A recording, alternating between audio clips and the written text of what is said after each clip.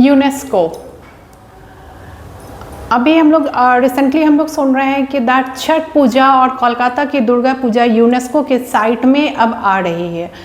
So Chhath Puja everybody knows that this is famous in Bihar and उसके बाद UP, then Jharkhand, somehow Bengal. अब तो खैर वर्ल्ड वाइड ही होने लगी है छठ पूजा, जहाँ भी बिहारी हैं, झारखंड के हैं, यूपी के लोग हैं, वहाँ पे छठ पूजा कॉमन हो गई।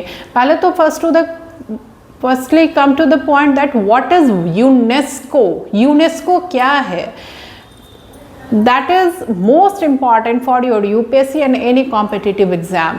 So come to the point, UNESCO, then we will go through the Chhat Puja, why it is going to add in that UNESCO site. UNESCO stand for UNESCO, UNESCO, United Nations Educational, Scientific and Cultural Organization. United Nations Educational, Scientific and Cultural Organization, that is the full form of UNESCO. This is agency of UN. UN means United Nations की agency है, promotes world peace, पूरे संसार में शांति and security by fostering international cooperation in education, science, culture, communication and other different type of fields. इसका main purpose क्या है कि पूरे वर्ल्ड में शांति को क्रिएट करना. वो कैसे यूनेस्को क्रिएट करेगी? एजुकेशन को बढ़ावा देगी, साइंस, कल्चर, हर जगह के कल्चर को ध्यान में रखते हुए, ओके, और बहुत सारी चीज़ें जिसको ऐड करके यूनेस्को काम करती है. ये यूनाइटेड नेशंस की एजेंसी है, ओके. इसका हेडक्वार्टर पेरिस में है, headquarter in Paris and established in 16 November 1945. सबसे ज़्यादा जो क्वेश्चन पूछे जाते हैं, कब स्टैब्लिश हुआ था, फाउंडेशन कब हुआ था, दैट इज 16 नवंबर 1945 को. इसका मिशन क्या है, लक्ष्य क्या है? To peace in the minds of men and women, women और मेन के दिमाग में शांति क्रिएट करना, ओके. इसने किसने बनाया था? यूनाइटेड नेशंस की संस्था है यूनेस्को. तो कैसे शांति क्रिएट करेगी, पीस कैसे क्रिएट करेगी मेन एंड वोमेन के माइंड में? Through educational, social, cultural, communication and different type of activities को साथ लेके यूनेस्को चलती है. अब यूनेस्को करती क्या? एजुकेशन के इसमें क्या करते हैं? ये ग्लोबल एजुकेशन एजेंडा जैसे अभी लेके चल रही है 2030 तक, and works to build quality education system from all, system for all, सब के लिए क्वालिटी एजुकेशन होना चाहिए, from childhood to higher education. अगर लोग एजुकेटेड रहेंगे तो फिर वर्ल्ड में शांति रहेगी, लोगों को करने के लिए बहुत काम करेंगे, जो टेररिज्म है वो कम हो जाएगा, जो थेफ्ट है वो कम हो जाएगा, क्योंकि और लोगों का पॉजिटिव माइंडसेट होगा. सेकेंडली, साइंस के थ्रू क्या करते हैं? Promote scientific cooperation and aims to develop solution for major global challenges. अब सपोज साइंटिफिक सॉल्यूशन निकालता है, मेजर ग्लोबल चैलेंजेस क्या है? अभी सबसे ज़्यादा इन्वायरमेंट से रिलेटेड है, और भी है. अगर किसी कंट्री में कोई भी मिनरल कम है तो फिर दूसरे कंट्री के साथ उसको कैसे, सब एक दूसरे को, जो इसके मेंबर्स होते हैं, कैसे एक दूसरे को कोऑपरेट करें, और जो एक दूसरे की जो लैकिंग है मिनरल्स की या किसी भी चीज़ को, उसको कैसे फुलफिल किया जाए. दैट मीन्स ये सारे कंट्रीज़ को साथ में लेके यूनेस्को, जिसके मेंबर कंट्रीज़ हैं, सब साथ में लेके काम करते हैं और आगे बढ़ते हैं. कल्चर एंड हेरिटेज, एक बात मैं बता दूं, साइंस में भी एआई को भी प्रमोट करी UNESCO. Cultural and heritage, this organisation safeguard culture and heritage including its world heritage site, promotes cultural diversity. Cultural और हेरिटेज को भी ये प्रमोट करती है. रीज़न इज़ दैट कि जो हमारा हेरिटेज है, जो हमारी संपत्ति है, जो कहने का सेंस है, जो फोर्ट है, मीनार्स हैं, बिल्डिंग्स हैं, ओल्ड मॉन्यूमेंट्स हैं, या बहुत सारी चीज़ें हैं, उसको भी ये मेंटेन करते हैं. यूनेस्को साइट्स में जाने का मतलब है कि और भी सारे लोग उसको समझे और उसका मेंटेनेंस बढ़ जाता है, क्योंकि वर्ल्ड वाइड लोगों का ध्यान उस पर आ जाता है. सपोज आप ताजमहल की बात करें, अगर सिर्फ इंडिया की बात करें, हम ताजमहल की बात कर सकते हैं, आगरा फोर्ट है, तो अगर ये रूइन हो गई तो फिर सब कुछ ख़त्म है। तो यूनेस्को साइट में आने के बाद ये उसके जो मेंबर कंट्रीज है सबके ध्यान में आ जाती है, और उसके बाद that is their prime duty to maintain these sites for future generation, and if any type of participation that organization and that site needs, then they will participate in that. Now come to the communication and information. AI की बात है, जो communication information के through भी ये security को, piece और security को बढ़ावा देती है।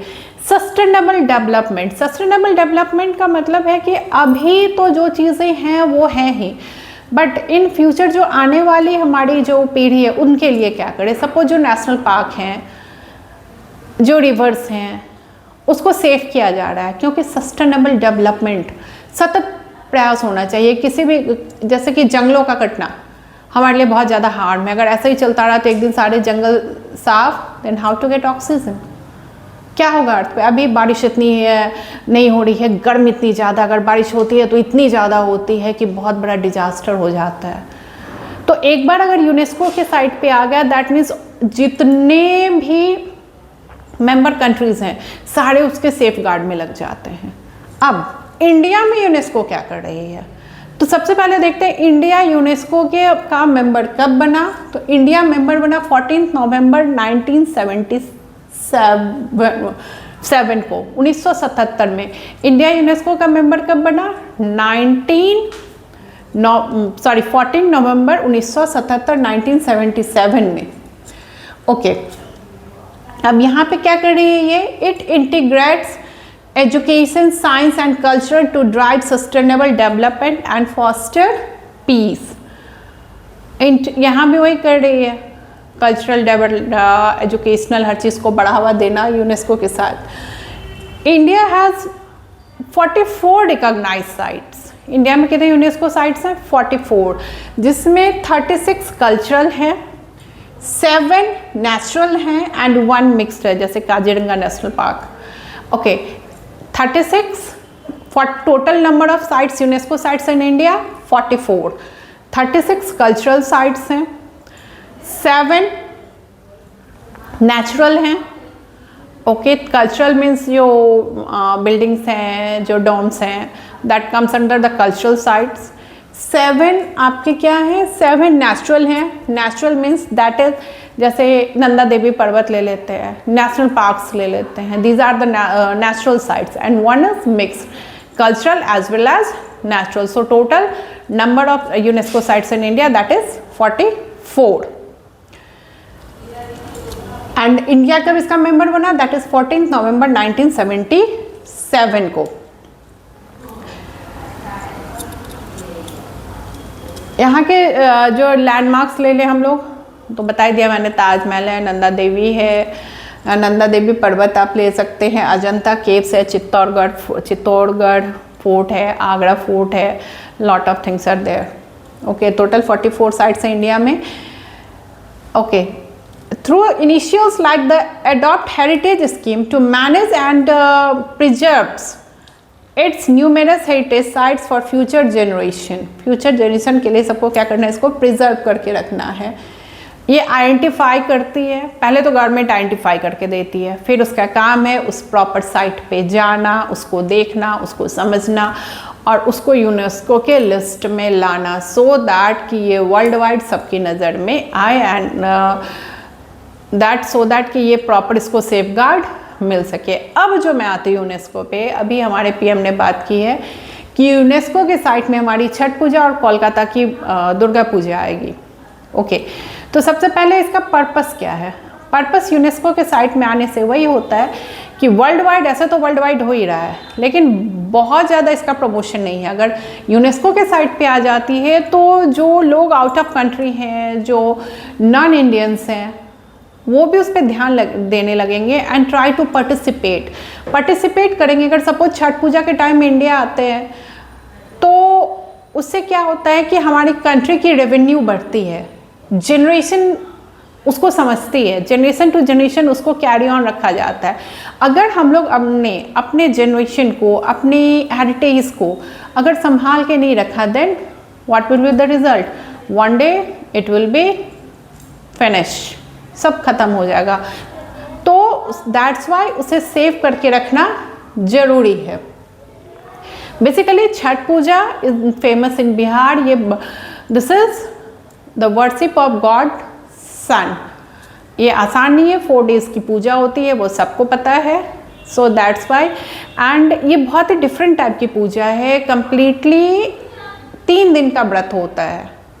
एक दिन तो कुछ रात में थोड़ा सा खा भी लेते हैं मीठा, but without whole day you have to stay without even a single drop of water। खाना तो दूर की बात है। अगले दिन no water, no food, and day after that day, on 3rd day after puja, you will get some water or food। So it's so too tough, but everybody is doing। This is glory of our India, this is glory. यहाँ के लोग कितना ज़्यादा patience है।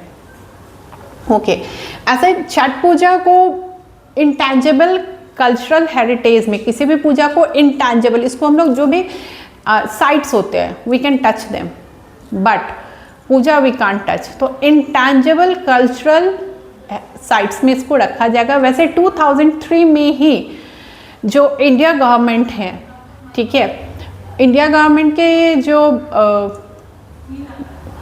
Union cultural secretary हैं, उन्होंने बात की थी, एक वर्चुअल मीटिंग हुई थी, वो हुआ था, इंडियन एम्बेसडर्स भी उसमें थे, and the officials of high commissioners of Mauritius, Fiji, Suriname, UAE और नीदरलैंड। 2003 में इस पे बात हुई थी, वर्चुअल मीटिंग थी, वर्चुअल कॉन्फ्रेंस थी, किसकी? Ministers of high ambassadors, higher ambassadors थे इंडिया के, और कहाँ के हाई कमिश्नर्स थे? That is Mauritius, Fiji, Suriname, UAE and Netherland. और सब लोगों ने एक्सेप्ट किया था इसको यूनेस्को में छठ पूजा को ऐड करने के लिए। छठ पूजा को उसमें ऐड करने से वही मैंने बताया था कि लोगों का ध्यान जाएगा, लोग उसमें पार्टिसिपेट करेंगे। एक तो हमारी जो कल्चर है वो सेफ हो जाएगी उसमें जाने से, और सेकेंडली पार्टिसिपेशन बढ़ेगी, तो हर तरीके से सब कुछ बढ़ेगा। Okay, now so that's why कुछ भी जो किया जा रहा है for safe guard of culture and our heritage। So I think it was more than enough for UNESCO। इतने ही आते हैं एग्जाम में, and if you have any question then you can message me in my inbox। Thank you।